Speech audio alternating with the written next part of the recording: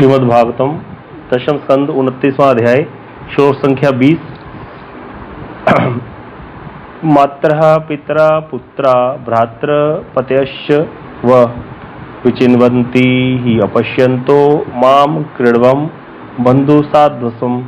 यहाँ पर कृष्ण कह रहे हैं तुम्हारे माता पिता पति बंधु बांधव और भ्रातागण तुम्हें घर पर नहीं देख पाने के कारण निश्चय ही तुम्हें ढूंढ रहे होंगे। तुम मुझ में और अपने बंधु बांधवों में भय उत्पन्न मत करो। बंधु बांधवों में और मुझ में भय कैसे उत्पन्न हो जाएगा इसको आगे समझाएंगे कि यहाँ तुम्हारे वन में आने से तुम्हारे बंधु बांधव जो है उनमें भय उत्पन्न हो जाएगा और मुझ में भी भय उत्पन्न हो रहा है तुम्हारे यहाँ रहने से। तो इसको प्रार्थना मूलक उपेक्षा मूलक अर्थ, पहले उपेक्षा मूलक अर्थ फिर प्रार्थना मूलक अर्थ और फिर वास्तविक अर्थ हम श्रवण करेंगे। यहां पर इससे पहले जो श्लोक आया था उसमें आया था, कृष्ण ने कहा था ब्रजगोपियों की कि यह घोर रात्रि है, यहाँ पर भयंकर प्राणी इधर उधर विचरण करते हैं, तुम जैसी विशेष अबलाओं का यहाँ पर रहना उचित नहीं है, तुम लोग अविलंब ब्रज में लौट जाओ। अब इस श्लोक में कह रहे हैं कि तुम्हारे माता पिता बंधु बांधव जो तुम्हारे सब संबंधी हैं वो तुम्हें घर में नहीं देखने के कारण निश्चय ढूंढ रहे होंगे, इसीलिए तुम लोग भय उत्पन्न मत करो मुझ में भी और अपने बंधु बांधवों में भी। ये इसका साधारण अर्थ है यहाँ पर जो श्लोक के अनुसार है। अब यहाँ पर बता रहे हैं टीका, तो कह रहे हैं जब कृष्ण ने बोला ब्रजरमणियों को भाव प्रकाशी का वृत्ति शुरू हो गई है, तो वहां पर उन्होंने कहा था पहले श्लोक में कि बहुत घोर रात्रि है, हिंसक जानवरों का भय है, बहुत प्रकार के भय दिखा करके कृष्ण जो ब्रजरमणीय है उनको ब्रज में लौट जाने के लिए कह रहे हैं। तो उसके बाद उनमें विशेष रूप से ब्रजरमणियों का जो उपेक्षा का भाव था वो व्यक्त हुआ कृष्ण का। अब यहाँ पर उनकी अपनी जो उपेक्षा पूर्व वचन जब कहे कृष्ण ने, तो उनके उत्तर में ब्रजरमणियों की व्याकुलता की प्रार्थना सुनकर के कृष्ण ने क्या समझा कि ब्रजरमणियां क्या कह रही हैं, कृष्ण को विनती कर रही हैं, काकुति मिनती करते हुए कह रही हैं कि हे पुरुष सिंह, तुम्हारे निकट रहने से हम किसी प्रकार के संकट से भयभीत नहीं होती। क्यों? तुमने हमें संकटों के बारे में बताया कि हिंसक पशु है या घोर रात्रि है, तो बात सुनो, आज तक जितने भी ब्रज में संकट उपस्थित हुए, बहुत संकट उपस्थित हुए, लेकिन तुम्हारे निकट होने के कारण ब्रजवासियों का कभी कोई अनिष्ट हुआ नहीं हुआ ना। तुमने अनेक असुरों का विनाश कर कितनी ही बार ब्रजवासियों की रक्षा की। उदाहरण देते हुए गोपियां कहने लगी जैसे कि ब्रजवासीगण जब भयानक दावानल में जल रहे थे तो तुम्हारी शरण में लेने से उनकी रक्षा हो गई। जब देवराज इंद्र ने प्रबल जल वर्षा की, निरंतर वज्रपात किए और गोकुल को ध्वंस करने का प्रयास किया, तब सब मिलकर के तुम्हारे शरणागत हुए और तुमने बाएं हाथ पर गिरिराज गोवर्धन को धारण करके उसके नीचे शरण प्रदान करके हमारी रक्षा की। अतएव हे गोकुल बंधो, तुम्हारे चरण कमल ही हमारे एकमात्र निर्भय स्थान है। तुम हमको क्या डरा रहे हो यहाँ पर हिंसक जानवर, तुम्हारे होते हुए क्या भय है? हम तुम उन्हें छोड़कर कहाँ जाएं? तुम्हारे चरणों को छोड़कर हम कहाँ जाएं जो कि अभय प्रदान करने वाले हैं। इस वन में हिंसक जंतुओं के उत्पात के विषय में तुम्हारे मुख से सुनकर के भी हम एक पैर भी आगे नहीं बढ़ा पा रही हैं। अतः हम सब कुछ छोड़ करके तुम्हारे चरणों का आश्रय ग्रहण करती हैं। तुम परम करुणामय हो, अतः हमें अपने चरणों का आश्रय प्रदान करो। अब यहाँ पर कह रहे हैं कि तुमने कहा कि इस घोर रात्रि में हिंसक जो प्राणी हैं उनसे भरे हुए वन में तुम्हारे जैसी कोमल वनजांगनाओं का रहना उचित नहीं है, तुम लोग ब्रज में चले जाओ। कहते ये सुनकर के हम लोग किम कर्तव्य विमूढ़ हो गई, हम तो जाना चाहती थी ब्रज में लौट करके, किंतु तुमने हमें भय क्यों दिखाया? अब जैसे कोई बच्चा जा रहा हो अपने आप वस्तु उठाने, कमरे से निकल करके छोटा बच्चा, उसको उसका भाई बोल दे तू चिंता मत कर, वहां कोई नहीं है, वहां भूत नहीं है। बताओ, वो तो और डर जाएगा बेचारा, वो तो हिम्मत करके जा रहा था अपने आप, उसको ऐसे ऐसे बोल दिया, अब वो जाएगा, वो बोलेगा तुमने ऐसे क्यों बोला। इसी प्रकार ब्रजगोपियां कह रही हैं हम तो जा रही थी वापिस, तुमने हमें ये वाले भय क्यों दिखाया? अब तुम्हारी बातों से इतना भयभीत हो गई हैं कि अब हम तुम्हारे चरण छोड़ करके जाना ही नहीं चाहती हैं, हमारा संभव ही नहीं है कहीं जाना। अतः हे गोकुल बंधो, हमें अपने चरणों में स्थान दे करके हमारे समस्त प्रकार के भय को दूर करो। तो यहाँ पर इस प्रकार का संकेत जब ब्रजरमणियों का प्राप्त किया कृष्ण ने, तो अपने अब यहाँ पर उपेक्षा करेंगे तो अपने अंग मुख आदि की आकृति जो है वो भयभीत भांति कि भयभीत हो गए हैं, ऐसी बना करके कृष्ण भयभीत स्वर में कहने लगे, डरे हुए से कहने लगे, हे ब्रजरमणियों, तुम लोग अपना अपना घर छोड़ करके निर्जन वन में आकर के मेरे निकट निर्भय और बिना किसी उद्वेग के यहाँ पर खड़ी हो, किंतु तुम्हारे जो बंधु बांधव हैं, पति पुत्र आदि हैं, वो तुम्हारे समान निश्चिंत नहीं होकर के वो विचलित होंगे, क्योंकि तुम लोग उनको नहीं मिल रही होगी। तो वे अति स्नेह परायण और बंधु वत्सल हैं सारे, इसीलिए वो रात्रि काल में तुम्हें अपने घरों में ना देख करके सब घरों में जाकर ढूंढेंगे। अंत में वो यहाँ वन में भी ढूंढने आएंगे तुमको, और शीघ्र ही जल्दी आ जाएंगे, इसमें कोई संदेह है नहीं। इसीलिए विवेकहीन ब्रजरमणियों, तुम लोगों का यहाँ रहना उचित नहीं है। ये उपेक्षा मूलक वचन है, क्योंकि तुम लोगों के मेरे निकट रहने से केवल तुम्हारे लिए नहीं, मेरे लिए भी भय और लज्जा की बात है। तो यहाँ पर एक चीज समझाई है, एक तो कि यहाँ पर जो पुत्र बोला, तो यहाँ पर कह रहे हैं कि जितनी भी रमणियां इकट्ठी हुई थी, गोपियां ब्रज में कृष्ण की वंशी ध्वनि सुनकर के यमुना जी के तट पर नंदनंदन के निकट आई थी रासौली ग्राम में, उसमें कुछ विवाहिता थी और कुछ कुमारियां थी। तो यहाँ पर ये श्री हरिवंश पुराण के वचनों से जाना जाता है कि भगवान ने रास क्रीड़ा रसास्वादन करने के लिए ब्रज की युवती और गोप कन्या, दो प्रकार की गोपियों को अपने निकट बुलाया। तो जो युवती हैं वो तो विवाहित गोपियां हैं, जो गोप कन्या है वो अविवाहिता हैं, कन्या इसीलिए बोलते हैं जिसका विवाह नहीं हुआ। लेकिन यहाँ पर आगे आचार्यों की टीका आएगी, उसको अच्छे से सुनना। तो यहाँ पर इसलिए कह रहे हैं कि जो विवाह के चिन्हों से चिन्हित थी गोपियां, उन गोप कन्याओं को लक्षित करके कृष्ण ने कहा था कि तुम्हारे माता पिता भाई तुम्हें घर में ना दे करके इधर उधर ढूंढ रहे होंगे, और इसीलिए कहा था। और आगे नहीं, किनको कहा, जो विवाह के चिन्हों से युक्त है उनको तो कहा, जिनके शंख लगा हुआ तो सिंदूर आदि लगे हुए थे उनको तो कहा तो तुम्हारे पुत्र और पति तुम्हें घर ना देख करके ढूंढ रहे होंगे, और जिनके शरीर में चिन्ह नहीं देखे थे, जिनको कन्या के रूप में देखा था, उनको कहा था तुम्हारे पिता माता और भाई बंधु तुम्हें ढूंढ रहे होंगे। तो लेकिन यहाँ पर कह रहे हैं कि ये जो उनके साथ ये आलाप कर रहे हैं ना कृष्ण, ये परिहास पूर्वक है, जो पुत्र आदि का नाम लिया यहाँ पर, कहते हैं कि तुम्हारे पुत्र तुम्हें ढूंढ रहे होंगे। क्यों? यहाँ पर गौड़ीय वैष्णव की टीका यहाँ पर कह रहे हैं, श्री विष्णु चक्रवर्ती पाद जी ने भी क्लियर किया इसको, कि सनातन गोस्वामी पाद जी, जीव गोस्वामी पाद जी, बृहद वैष्णवी तोषणी टीका, लघु वैष्णवी तोषणी टीका में, और कर्म संदर्भ में जीव गोस्वामी जी की टीका है। वहां पर देखने से प्रतीत होता है कि किसी भी ब्रजरमणी को कोई पुत्र नहीं था, कोई भी पुत्रवती नहीं थी। कहते इसके लिए कहा कि जहां पर भी श्री आचार्य ने पहले भी आया था, दोबारा फिर आ गया, इस चीज को पुष्ट कर रहे हैं। कृष्ण ने जहां जहां भी ब्रजरमणियों के पुत्रों का वर्णन किया है, वहां तत्वतः यह जान लेना चाहिए कि ब्रजरमणियां कृष्ण की हिलादनी शक्ति की घनीभूत मूर्ति और नित्य प्रेयसियां हैं। कृष्ण में गोपियों में कोई भेद नहीं है, कृष्ण की ही कायाव्यूह है गोपियां, कृष्ण से भिन्न नहीं है। यह तो लीला की पुष्टि के लिए ब्रज के किसी अन्य गोप के साथ उनका विवाह हुआ है, लीला की पुष्टि के लिए, प्रेम का रस का स्वादन बढ़ाने के लिए, अन्यथा उनका अपने पतियों के साथ कोई संबंध नहीं है।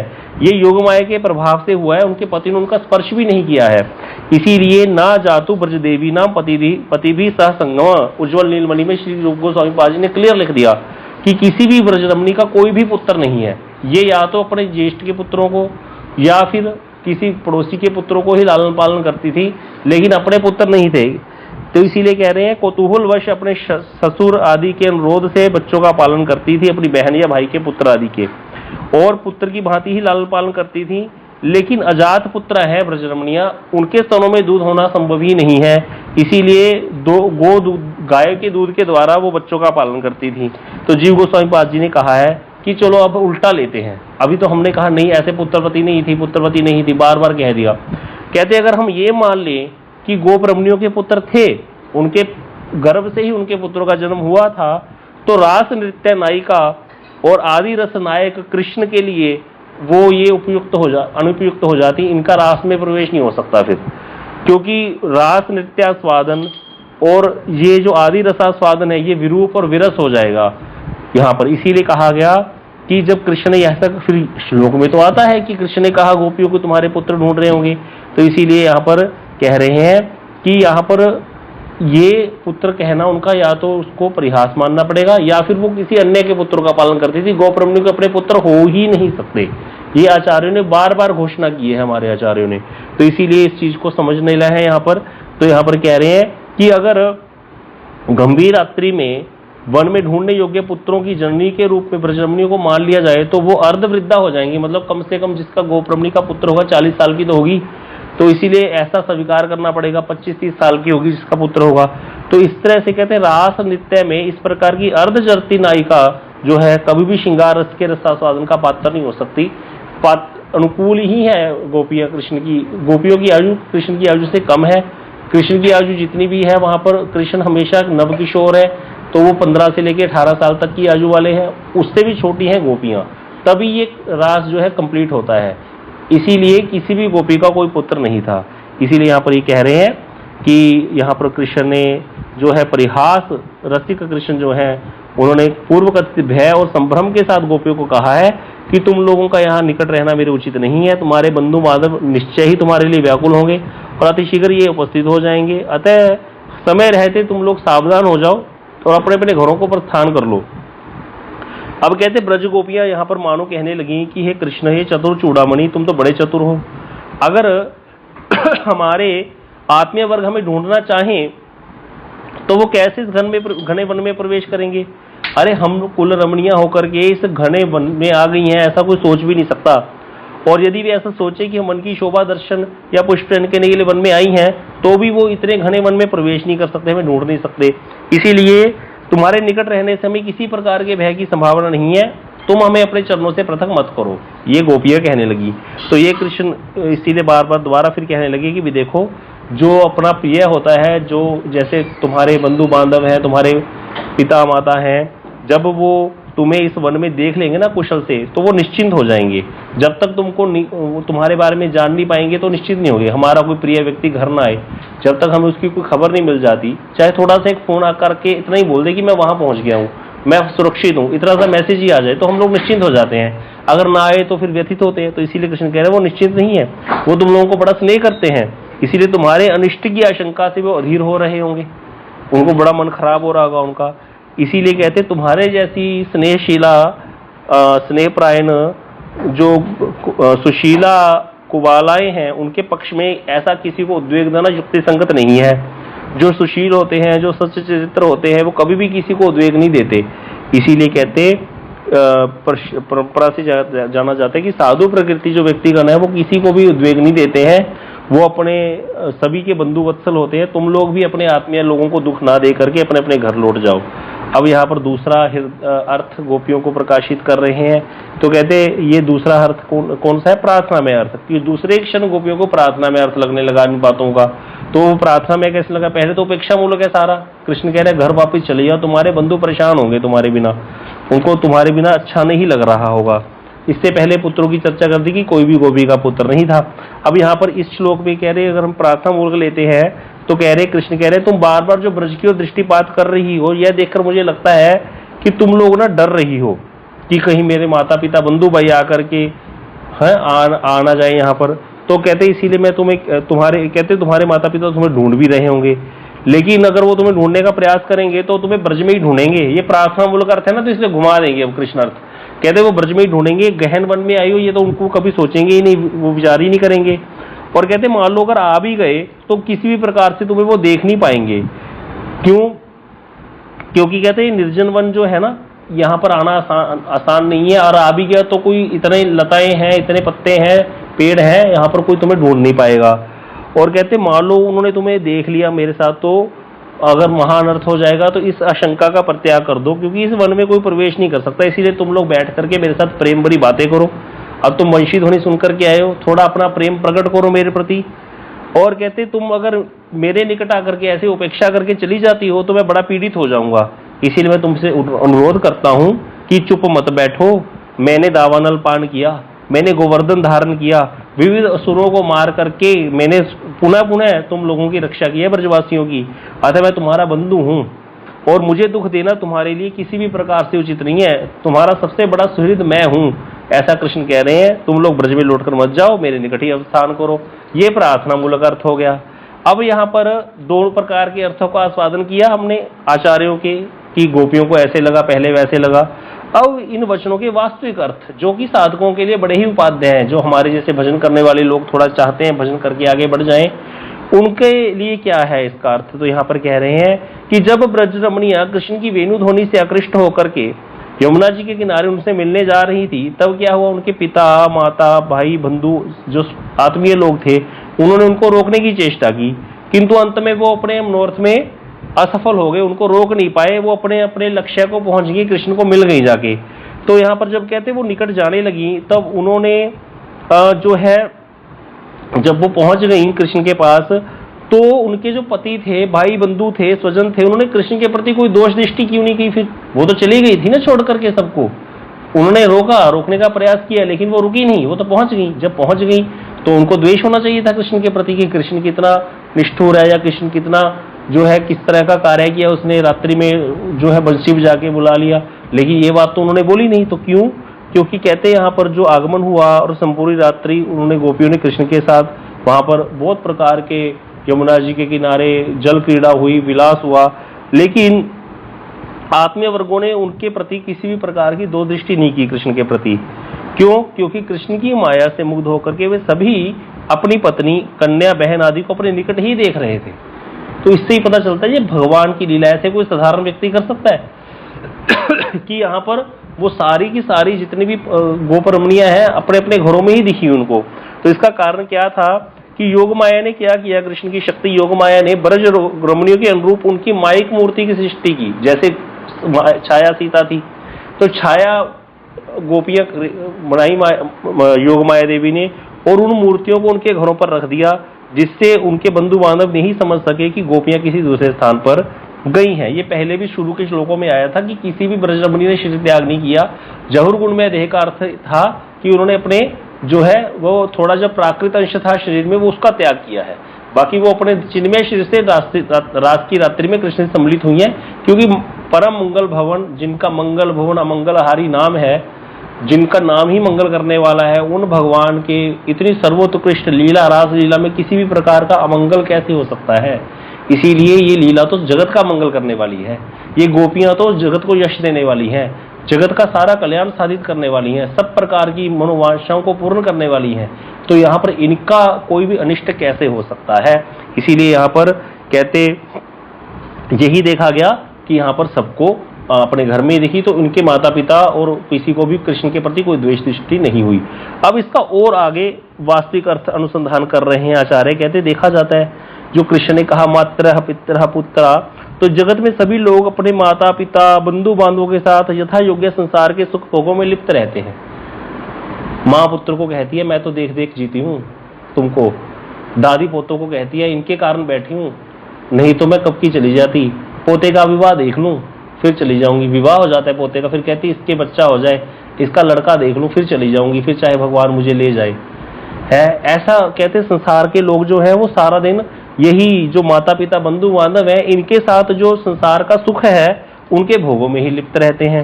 माता पिता बंधु बांधवों की प्रीति ही संसार बंधन का कारण है।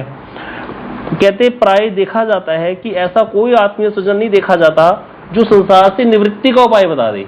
इसीलिए श्री ऋषभदेव भगवान ने अपने पुत्रों को 100 पुत्रों को उपदेश देते हुए कहा था गुरु न सस्यात् स्वजनो न सस्यात् पिता न सस्यात् जननी न सास्यात् दैवं न तत्स्यात् न पतेश्च सस्यात् नामोच्य दिए समुपेत मृत्युम। एक मृत्यु की तरफ दौड़ रहा है, जब से जन्म हुआ मृत्यु की तरफ धावित हो रहे। कोई गुरु अगर उसको उस धावित होते हुए व्यक्ति को मृत्यु की तरफ भक्ति का उपदेश देकर के भक्ति तरफ नहीं लगा रहा तो वो गुरु नहीं है, वो स्वजन नहीं है, वो पिता नहीं है, वो माता नहीं है, वो बंधु नहीं है, वो देवता नहीं है। इसीलिए सबसे बड़ा देवता, सबसे बड़ा बंधु, माता पिता बंधु भाई बंधु गुरु वही है, अगर हमको वो भक्ति का उपदेश देकर के कृष्ण की तरफ मोड़ रहा है, भगवान की तरफ मोड़ रहा है। इसीलिए कहा गया हरि शिष्य धन शोक न हरि, सो गुरु घोर नरक महा पड़े। हरे वो गुरु नहीं है, अगर शिष्य का धन तो हरण कर लिया लेकिन उसका जन्म मृत्यु रूपी शोक हरण नहीं किया तो वो गुरु घोर नरक में जाता है, घोर नरक उसको प्राप्त होता है। स्वयं शंकर जी पार्वती देवी को कह रहे हैं देवी गुरुवा भैवा संति शिष्या वित्तापहार का, दुर्लभ सदगुरु देवी शिष्य संतापहार का।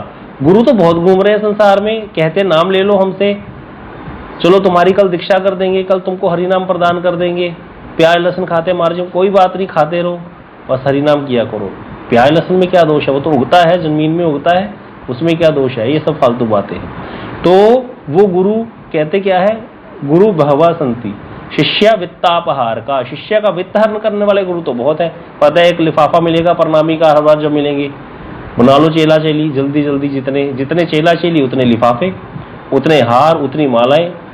लेकिन दुर्लभ सदगुरु देवी, सदगुरु तो दुर्लभ है, कौन, जो शिष्य का संताप हरण कर ले, जन्म मृत्यु रूपी शोक हरण कर ले। कितना मुश्किल है, सोचो, मैं अपनी बात कह रहा हूं, मेरे जैसा व्यक्ति क्या चाहता है कि मेरे गुरुदेव मेरा शोक हरण कर लें। हम तो संसारिक भोगों की कामना से गुरु वर्गों के पास रहते हैं, माल मिलता रहे खाने को, बढ़िया, और क्या चाहिए, किसको इतनी इच्छा होती है। लेकिन सदगुरु किसको कहते हैं, जो शिष्य का वास्तविक शोक हरण करे।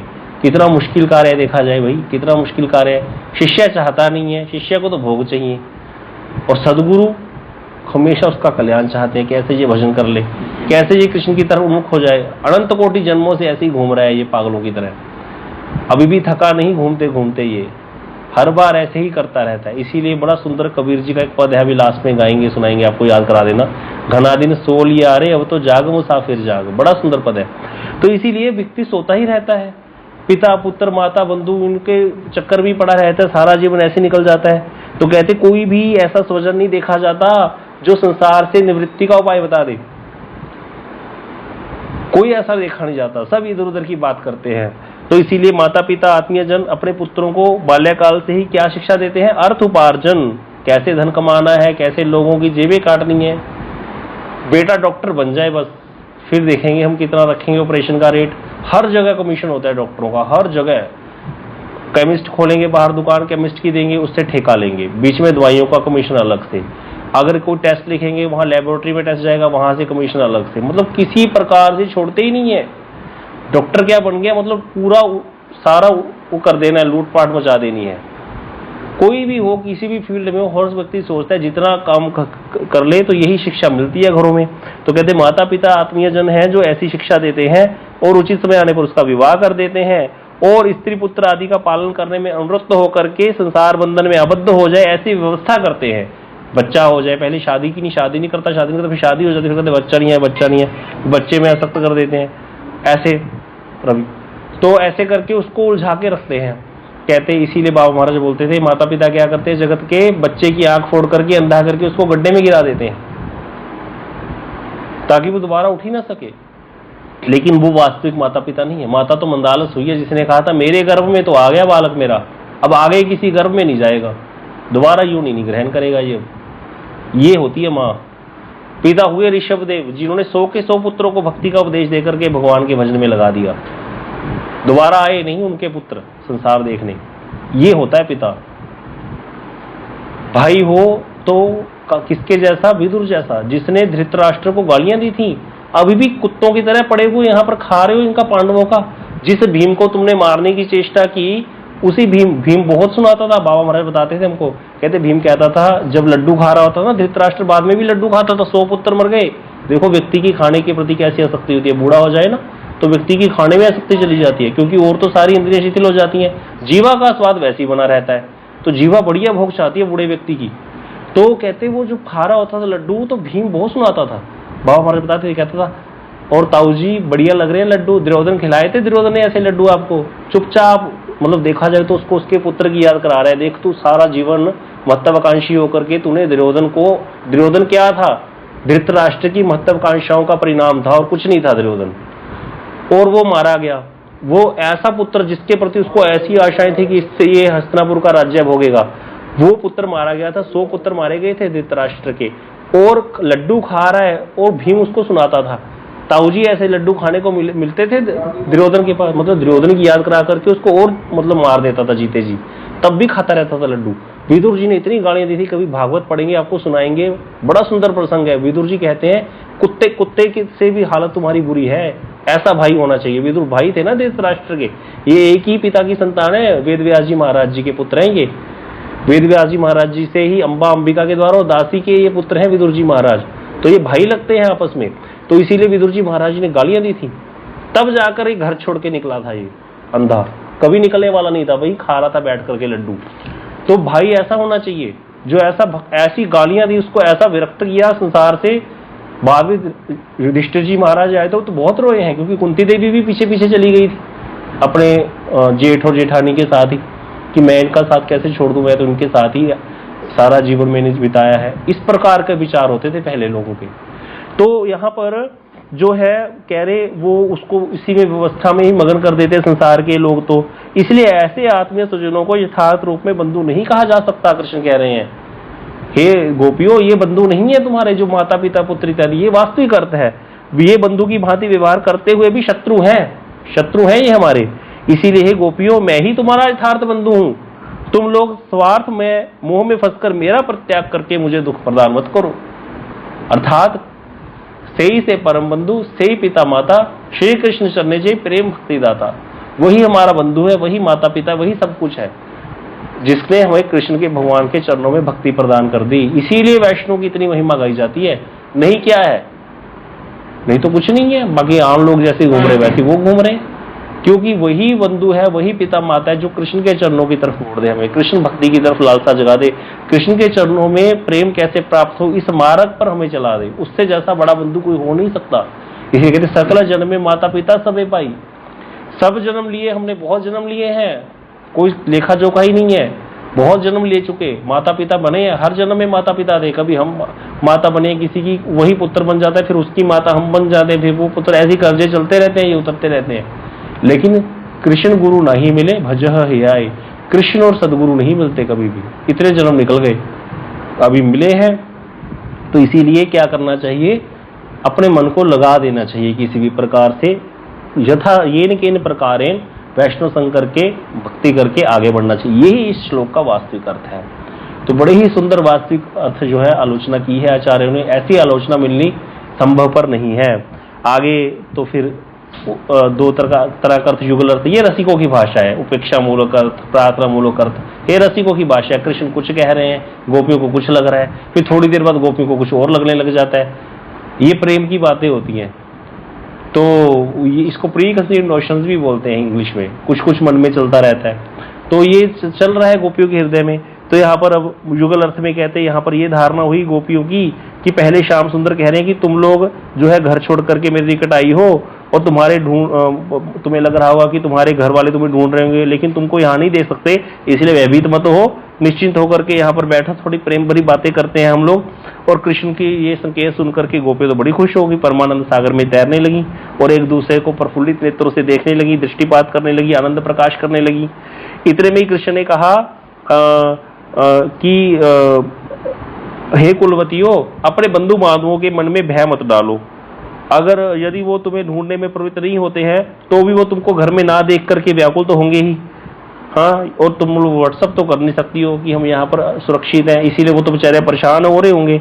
इस तरह से कहते वो शर्म कर रहे होंगे, इधर उधर भाग रहे होंगे, बेचारे ढूंढते व्याकुलता से अधीर हो जाएंगे। इस तरह से किसी को दुख देना उचित नहीं है। तुम लोग अपने अपने घर लौट करके अपने आत्मीय स्वजनों को निश्चिंत कर दो। तो यहाँ पर ये पहले प्रार्थना मूलक लग रहा था, अब उपेक्षा युगल अर्थ है।